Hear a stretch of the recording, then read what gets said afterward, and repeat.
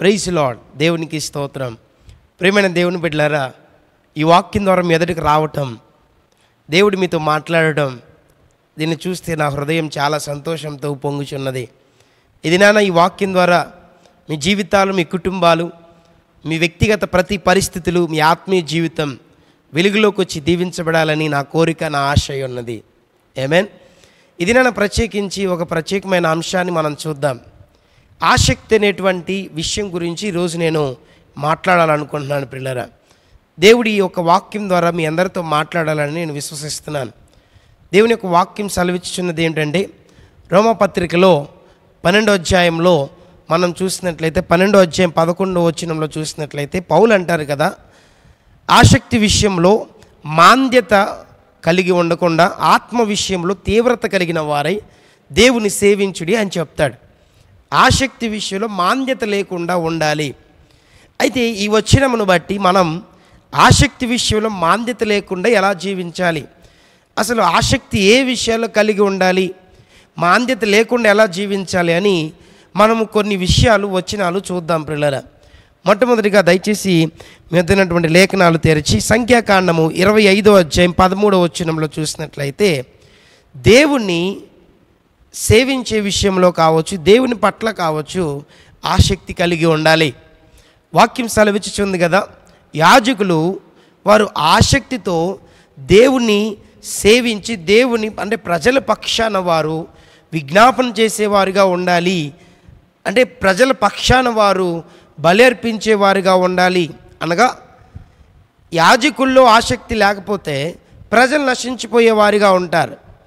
మొట్టమొదటిగా మనం చూసినట్లయితే పౌలు అంటున్న మాట ప్రకారంగా ఆసక్తిలో మాంద్యత లేకుండా ఉండాలంటే మొట్టమొదటిగా దేవుని పట్ల మనము మాంద్యత లేనటువంటి వారిగా ఉండాలి.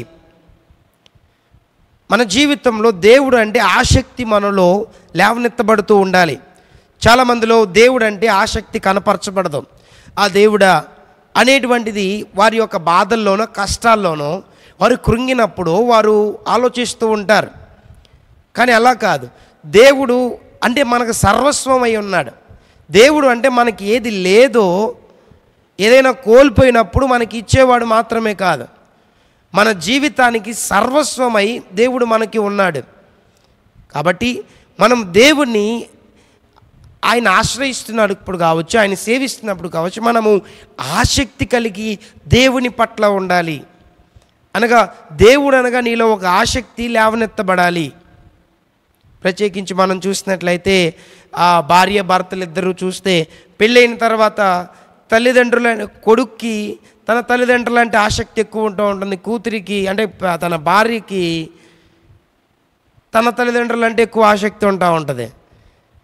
ఇద్దరు భార్య భర్తలుగా ఉన్నటువంటి వారు అత్త మీద అంత ఆసక్తి చూపించరు కోడలరు, అదేవిధంగా అత్త మీద ఆసక్తి చూపించడు అల్లుడు. ఎందుకంటే వారి యొక్క ఇంటిలో ఉన్నటువంటి వారి మీద వారు ఎక్కడైతే పెరిగారో వారి మీద ఆసక్తి ఎక్కువగా పుట్టుకొస్తూ ఉంటుంది. ఈరోజు నిజంగా దేవుడు మనల్ని కన్నాడు, దేవుడు మనకు జీవితం ఇచ్చాడు, మన సృష్టికర్త దేవుడు అని నువ్వు గ్రహించగలిగినట్లయితే, ఆయన ద్వారా నువ్వు పోషించబడుతున్నావు, ఆయన లేకపోతే నువ్వు లేవు అనే విషయాన్ని, సత్యాన్ని నువ్వు తెలుసుకున్నట్లయితే నీ ఆసక్తి ఏమాత్రం నువ్వు తగ్గిపోదు. ఆసక్తి అనేది అవసరాలను బట్టి ఉండదు పిల్లరా. ఆసక్తి అనేది అనుబంధంతో వస్తుంది. అనుబంధం లేకపోతే ఆసక్తి కనపరచబడదు. కాబట్టి మొట్టమొదట దేవుని పట్ల ఆసక్తి ఉండాలి అని మనం చూసాం. రెండవది మనం చూద్దాం, ఆసక్తి రెండవది ఎక్కడ ఉండాలి అని. మీ బైబిల్ తెరిచి దేవుని మందిరం పట్ల ఆసక్తి ఉండాలి. కీర్తనలు 69:9 మనం చూడగలుగుతూ ఉంటాం. దేవుని మందిరం పట్ల వాక్యం, కీర్తనాకారుడు అంటాడు కదా, నీ ఇంటిని గూర్చినటువంటి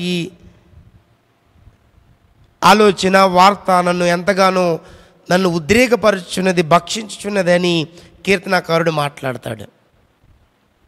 ఈరోజు మనం వింటున్నటువంటి వాక్యంలో దేవుని మందిరం పట్ల, దేవుని ఇల్లు ఏమై ఉన్నది అనగా దేవుని మందిరమై ఉన్నది లేదా మన దేహమై ఉన్నది. దీని పట్ల మనం ఆసక్తి కలిగి ఉండాలి. ఎలాగా మన దేహాన్ని దేవుని సన్నిధిలో ఉంచుటకు ఆసక్తి కలిగి ఉండాలి. మందిరములో మనల్ని మనం కనపరుచుకొనుట కొరకు ఆసక్తి కలిగి ఉండాలి. ఈ రోజుల్లో సోషల్ డిజిటల్ని బట్టి చాలామంది మందిరాలకి ఆసక్తి లేదు. మందిరములలో అనగా చర్చ్ సర్వీసెస్లో పరిచర్య ఉంటుంది, సహవాసం ఉంటుంది, ప్రేమ ఉంటుంది, ఒకరికి ఒకరు హెచ్చరించుకునేది ఉంటుంది, గద్దించుకునేది ఉంటుంది, ఒకరు నన్ను చూస్తారనేటువంటి భయం ఉంటుంది, భక్తి ఉంటుంది, రొట్టె విరుచుట ఉంటుంది. వీటన్నిటి పట్ల మనం ఆసక్తి కలిగిన వారముగా ఉండాలి. మన దేహమును అనగా మన ఇంటిని, మన శరీరమును దేవుడు మనలో నివసించేవాడై ఉన్నాడు కాబట్టి దీన్ని ఎలాగ పరిశుద్ధంగా ఉంచుకోవాలనే ఆసక్తి మనలో ఉండాలి. ఇది రెండవది. దేవుని మందిరము, దేవుడు నివసించేటువంటి చోటును బట్టి మనం ఆసక్తి కలిగి ఉండాలి. మూడవది మనం చూద్దాం, దేవుని యొక్క వాక్యం పట్ల అపోస్తల కార్యాలు 17వ అధ్యాయం 11వ వచనంలో మనం చూడగలుగుతాం. తెస్సలోనిలైనటువంటి వారు దేవుని యొక్క వాక్యం పట్ల ఆసక్తి కలిగి ఉన్నారు అని రాయబడి ఉంటుంది అక్కడ. అపోస్తల కార్యాలు 17:11లో మనం చూడవచ్చు.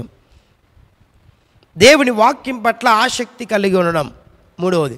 కొంతమంది చర్చెస్లో ప్రియులారా, అందరూ అనట్లేదు, కొంతమంది వారు పాటలు పాడేటప్పుడు బాగానే ఉంటారు, లేదంటే సాక్ష్యాలు చెప్పేటప్పుడు అంతా బాగానే ఉంటారు.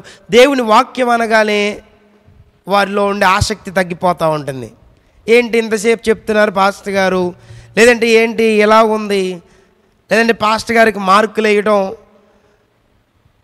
మన జీవితంలో చాలా జాగ్రత్తగా ఆలోచించాలి ప్రియులారా. దేవుడు మాట్లాడుతున్నటువంటి మాట అది నీకు అర్థం కావట్లేదు అంటే మాది మనలో లోపమని చూసుకోవాలి. లేదా దేవుడు తన దైవజనుల ద్వారా మాట్లాడట్లేదంటే వినేటువంటిది నీకు అవసరత నీదై ఉన్నది, పాస్టర్ గారిది కాదు. వాక్యం చదువుతున్నప్పుడు దేవునితో మాట్లాడట్లేదంటే నీ వినికిడి ఎక్కడో మందించి ఉన్నది, మాంద్యం కలిగి ఉన్నది. నీ వినికిడి లేదంటే నీ చెవులు దురద చెవుల్లా మారిపోయినాయేమో. అనగా ముసలమ్మ ముచ్చట్లు చెప్తే చాలా ఆసక్తిగా వింటూ ఉంటాం, లేదంటే ఏదైనా రకరకాలైనటువంటి కాకమ్మ కథలు చెప్తుంటే ఆసక్తిగా వింటూ ఉంటాం. కానీ దేవుని యొక్క వాక్యం వినాలి అంటే విసుకొస్తూ ఉంటుంది. అక్కడ ఒకవేళ కొన్ని మాటలు కొన్ని బోరింగ్గా అనిపిస్తుంటే దేవుని సన్నిధిలో ప్రార్థించాల్సింది పోయి ఏంటి ఇలా చెప్తున్నారు అంటారు. కొంతమంది మా గురించే చెప్తున్నారు అంటారు. కొంతమంది దేవుని వాక్యం ముందు పరిశీలించుకొని అద్దంలో చూసినట్లుగా మన జీవితాలను చూసుకోవాల్సింది పోయి దేవుని వాక్యం విషయంలో గొనుగుళ్ళతోనూ ఆసక్తి లేని వారిగాను, నీరసగించినటువంటి వారిగాను వింటూ ఉంటారు చాలామంది. దైవజనుడి వాక్యం చెప్తున్నది మీ అవసరత నిమిత్తమై. మనము ప్రార్థనాపూర్వకంగా కూర్చుంటేనే దైవజనుల నుంచి దేవుని యొక్క వాక్యం లభించబడుతూ ఉంటుంది. కొంతమంది ఆదివారం గాబరాగా హడావుడిగా రెడీ అయిపోయి చర్చికొచ్చి కూర్చుంటూ ఉంటారు. వాక్యం సమయానికి అయితే నిద్రపోతారు, లేదంటే టైంకి ముగించలేదంటూ ఉంటారు, లేదంటే కొంతమంది రకరకాలైనటువంటి కంప్లైంట్స్తో కూర్చుంటూ ఉంటారు ప్రియులారా. అది కాదు దేవుని యొక్క వాక్యం వినవలసినటువంటి పరిస్థితి. ఈ యొక్క అంత్య దినముల్లో దేవుని యొక్క స్వరము మనకి ప్రతి క్షణము వినపడవలసి ఉన్నది. లేదంటే రకరకాలైనటువంటి స్వరాలు, ఈ లోకపు స్వరము, సాతాను స్వరము, నీలో నుండి వినపడేటువంటి నీ స్వరము నిన్ను మోసగించేటువంటి, నీ హృదయము మోసకరమైనది, నిన్ను మోసగించేటువంటి అవసరత లేదంటే అవకాశాలు ఎక్కువగా ఉంటూ ఉంటాయి. దేవుని వాక్యం విషయంలో ఆసక్తి కలిగి ఉండాలి. దేవుని పట్ల, దేవుని మందిరం పట్ల, దేవుని వాక్యం పట్ల ఆసక్తి కలిగి ఉండాలి. నాలుగవదిగా చూసినట్టు యాకోబు పత్రిక 5:17లో ప్రార్థన విషయంలో ఆసక్తి కలిగి ఉండాలి.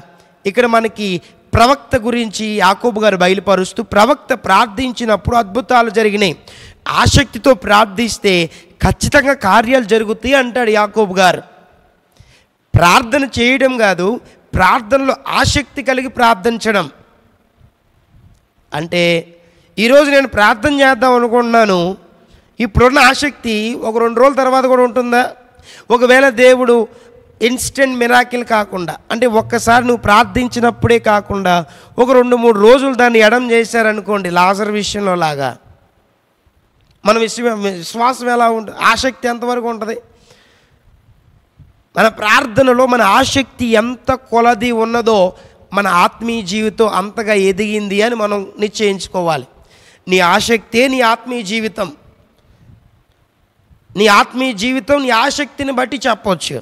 ప్రార్థనలో నీకు విసుగుదల వస్తున్నట్లయితే ఒక 5 నిమిషాల కంటే ఎక్కువసేపు ప్రార్థించలేకపోతున్నావంటే కారణం ఏంటంటే నీలో ఆసక్తి తగ్గిపోయింది. దాని అర్థం నీ ఆత్మీయ స్థితి సన్నగిల్లిపోతుంది, మాంద్యత్వంలోకి వచ్చేస్తా ఉన్నది. మాంద్యత, ఆసక్తి లేదు ప్రార్థనలో. కారణం ఏంటంటే విసిగిపోయావు, దేవుడు చేయడేమోలే, లేదా శరీరం నిన్ను బద్ధకస్తుల్లా మార్చేస్తూ ఉంటుంది, ఆసక్తి తగ్గించేస్తూ ఉంటుంది. ఆసక్తి కేవలం ఒక్కచోటే ఉంటుంది ప్రియులారా, ప్రార్థన విషయంలో ప్రత్యేకంగా. నీ ప్రక్కన ఎవరైనా నమ్మకంగా ఉన్నటువంటి వాళ్ళు ఉంటే నువ్వు తొందరగా ప్రార్థన కంటే ఎక్కువగా వాళ్ళ వైపు చూస్తూ ఉంటావు. లేదంటే నీకు ఏదైనా ఎంటర్టైన్మెంట్ ఉందంటే నీ ఆసక్తి ప్రత్యేకంగా అటు లాగుతూ ఉంటుంది. అందుకే ప్రత్యేకించి రాత్రి వేళలో ప్రార్థించే వారిగా ఉండాలి. ఎందుకంటే రాత్రి వేళలో ఎవరు కూడా డిస్టర్బ్ చేసేవారు ఉండరు. తెల్లవారుజామున ప్రార్థించే యేసుప్రభు వారు తెల్లవారుజామున ప్రార్థించి తను సిద్ధపరచుకున్నాడు. ఎందుకంటే వీళ్ళు వచ్చి ఆటంకపరచుకున్నట్లుగా ఆయన ఏకాంతంగా వెళ్ళిపోయి తన ఆసక్తిని బలపరుచుకుంటూ ఇక ఎవరు రారు, ఎవరు మాట్లాడరు, ఎవరు కదిలించరు అనేటువంటి సమయంలో గడియల్లో ఆయన ప్రార్థించేవారు. అదే మనం కూడా చేస్తూ ఉన్నాం. దాన్ని కొనసాగించే వారిగా ఉండాలి. ఇది 4వ రకమైన వాక్యంలో నుంచి మరలా చూద్దాం. 2 కొరింథీ రాసిన పత్రిక 9:1-2 చూసినట్లయితే దేవునికి ఇచ్చే విషయంలో ఆసక్తి కలిగి ఉండాలి. అక్కడ పౌలు అంటారు కదా, మీరు ఆసక్తి కలిగి ఇచ్చుటను బట్టి అని అక్కడ ఉన్నటువంటి వాళ్ళతో, అంటే మీ పేర్లు జీవగ్రంథమందు రాయబడి అని కొన్ని రకాలైన బలపరిచే మాటలు ఉపయోగించాడు ప్రియులారా పౌలు. ఆసక్తిగా ఇవ్వడం, సొనుగులతో గొనుగులతో అంది నాకు వచ్చేది 10,000 రూపాయలు, ఇందులో మళ్ళీ నేను దశంభాగం తీయాలంటే ఎలాగా, కొత్త నిబంధనలు దశంభాగం అని చెప్పలేదు కాబట్టి ఎంతో కొంత ఇస్తాను, ఏదో ఒక రకంగా అడ్జస్ట్ చేస్తాను, లేదంటే ఇంకేమి ఇస్తావులే, లేదంటే ఇచ్చేటప్పుడు వామ్మో నేను ఇచ్చేస్తున్నాను, ఇది నాకు మళ్ళీ మిగిలిద్దో లేదో, నేను కోల్పోతున్నానేమో, డబ్బులు ఇచ్చినప్పుడు ఇంత కానుక ఇచ్చేస్తున్నానా, ఇలాంటివన్నీ కూడా పెట్టుకో. ఇచ్చే విషయంలో అది నీ ధనము కానీ, నీ తలాంతు కానీ, నువ్వు చేసే పని కానీ, నీ ద్వారా నువ్వు ఇచ్చేటువంటిది ఏదైనా కానీ నువ్వు ఇసుక్కుంటూ ఇవ్వకూడదు, ఇసుక్కొని ఇవ్వకూడదు. అది దేవుని ఎదుట ఏమాత్రమును కూడా అంగీకరించబడదు. అంటే ఉదాహరణకు నీ కొడుకుకి లేదంటే నీకు ఎవరైనా ఇసుక్కుంటూ పెట్టారనుకోండి, ఆసక్తిగా లేకుండా, నీ జీవితంలో చాలా నష్టపోయేటువంటి వ్యక్తిగా ఉంటూ ఉంటావు. అయితే మన జీవితంలో ఆసక్తిగా దేవునికి ఇచ్చేవారిగా ఉండాలి. ప్రత్యేకించి ఈ విన్నటువంటి ఈ మాటలను బట్టి మన జీవితంలో మన ఒక వ్యక్తిగత ప్రతి పరిస్థితిలోనూ ఎంతగా మనం ఇస్తున్నాం, ఎంతగా మన జీవితంలో మనకి ఆసక్తి కలిగి ఇచ్చే వారంగా ఉన్నాము అని మనం నిశ్చయించుకునే వారంగా ఉందాం. విన్నటువంటి ఈ మాటలను బట్టి, ఈ యొక్క ప్రత్యేకమైనటువంటి మాటల ద్వారా మనం నేర్చుకున్నాం. అదేవిధంగా చివరిగా మనం 1 కొరింథీ రాసిన పత్రిక 15:58 చూసినట్టు దేవుని పరిచర్య విషయంలో మనం ఆసక్తి కలిగి ఉండాలి. దేవుని పరిచర్య విషయంలో ఆసక్తి కలిగి, అంటే దేవుని యొక్క పని చేసే విషయంలో, దేవుని యొక్క ఆదివారం చేసే పని విషయంలో కానీ, వీకెండ్లో చేసే, కొంతమంది మైక్స్ పెడతా ఉంటారు, కొంతమంది చర్చ్ అంతా క్లీన్ చేస్తూ ఉంటారు, కొంతమంది వడ్డిస్తూ ఉంటారు, కొంతమంది వారి యొక్క స్థాయిని కూడా దించుకొని చాలా చాలా సింపుల్ అయినటువంటి చాలా దీనత్వం కలిగిన పనులు చేస్తూ ఉంటారు. అయితే ప్రియులారా, పరిచర్య చేసే విషయంలో మనం ఆసక్తిగా చెయ్యాలి. అంటే దీనికాడ ప్రత్యేకించి నేను మాట్లాడాలనుకున్నటువంటి మాట ఏమిటంటే ప్రియులారా, ఎవరో చూస్తున్నారని చేయకూడదు, ఎవరు నన్ను చూడట్లేదు అనేటువంటి విషయంతో మనం చేయకూడదు, ఎవరు మనల్ని పొగడట్లేదని మనం ఎప్పటికీ చేయకూడదు. దేవుడు నిన్ను తప్పకుండా చూస్తూ ఉంటాడు. నువ్వు దేవుని పరిచర్య అని, దేవుని స్వార్థ నిమిత్తమై, లేదంటే నువ్వు రోడ్లమ్మట తిరిగి దేవుని స్వార్థ చేస్తున్నప్పుడు దైవజనులతో పాటు నువ్వు ఇచ్చిన ప్రతి పాంప్లెట్, నువ్వు ఎత్తినటువంటి ప్రతి చిన్న చెత్త కాగితమును కూడా చర్చిలో దేవుడు ఖచ్చితంగా దాని ప్రతిఫలం అనుగ్రహిస్తూ ఉంటాడు. కాబట్టి దినాన మనం దాదాపుగా చాలా విషయాలు చూసాం. అదేవిధంగా ప్రకటన గ్రంథం 3:19 చివరిగా మనం 7వది సరిచేసుకునే విషయంలో మనం చూడగలుగుతాం. ప్రకటన గ్రంథం 3:19 చూసినట్లయితే సరిచేసుకునే విషయం, ఇది వాక్యం సరిచున్నది కదా. ప్రకటన గ్రంథంలో దేవుని యొక్క ఆత్మ చెలివిస్తున్నటువంటి మాట ఏమిటి అంటే, నువ్వు ఇప్పటికైనా మారు మనసు పొంది ఆసక్తి కలిగి నిన్ను సరిచేసుకోవాలి అని అంటాడు. వాక్యంలో చూస్తే మనకి ఇంకా స్పష్టంగా ఆ మాట అర్థమవుతుంది ప్రియులారా. ఆసక్తి కలిగి మారు మనసు పొందడం అంటే, ఈరోజు ఈ తప్పు చేశాను, మరలా కొంత ఉంచుకొని తర్వాత మరలాగా ప్రభా మరలా నేను తప్పు చేశాను, మరలా పడిపోతాను, మరలా నేను తప్పు చేశాను ప్రభా మరలా తప్పు, ఇలా కాదు. ఆసక్తి కలిగి ఉండి చేసేటువంటి వ్యక్తి, ఆసక్తి కలిగి ఉండేటువంటి మారు మనసు, ఆసక్తి కలిగి మారు మనసు కలిగినటువంటి జీవితం ఎలా ఉంటుందంటే మరలా తప్పు చేయడానికి భయపడేవారిగా ఉంటారు. ఈరోజు తప్పు చేయడం మరలా పడిపోవడం, తప్పు చేయడం మరలా పడిపోవడం, తప్పు చేయడం మరలా పడిపోవడం, ఇది ఒక ఫ్యాషన్ అయిపోయింది ప్రియులారా. మన జీవితంలో ఎలా ఉండాలంటే ఆసక్తి కలిగి మారు మనసు పొందేవారిగా ఉండాలి. హల్లెలూయా. దాదాపుగా 7 విషయాలు మనం చూసాం. 7 విషయాల్లో మన జీవితంలో ఎలా ఉండాలి అంటే ఆసక్తి కలిగి మనం జరిగించే వారిగా ఉండాలి. మనకి ఒక్క విషయం చూసుకొని చివరిగా ముగించుకోవడానికి సంఖ్యాకాండము 25:13 చూసినట్టే ఫినెహాసు దేవుని విషయంలో ఆసక్తి కలిగిన వాడుగా ఉన్నాడు. ఫినెహాస్ దేవుని విషయంలో ఆసక్తి కలిగిన వాడుగా ఉన్నాడు. ఈరోజు మన జీవితం, మన ఆత్మీయ జీవితము మన ఆసక్తిని బట్టి క్యాలిక్యులేట్ చేయబడతా ఉంది. ఇది నా వాక్యం విన్నటువంటి నీ జీవితంలో ఆసక్తి కలిగి ఉన్నావా? ఆసక్తి తగ్గిపోతుందంటే నీ ఆత్మీయ జీవితం సన్నగిల్లిపోతుంది. జాగ్రత్తగా ఉండాలి. మన ఆత్మీయ జీవితం సరైన స్థాయిలో ఉన్నది అనేది నీ ఆసక్తిలో కనపరచబడతా ఉంటుంది. నీ ఆసక్తి ఎదగాలి అంటే నీ అనుబంధము దేవునితో ఎదిగే విధముగా ఉండాలి. కాబట్టి మన జీవితంలో మన ఆసక్తిని దేవుడు పెంచి ఆశీర్వాదకరంగా నడిపించాలని ఈ మాటలు, ఈ యొక్క వాక్యంతో నేను ముగించి ఉన్నాను. ఆమేన్.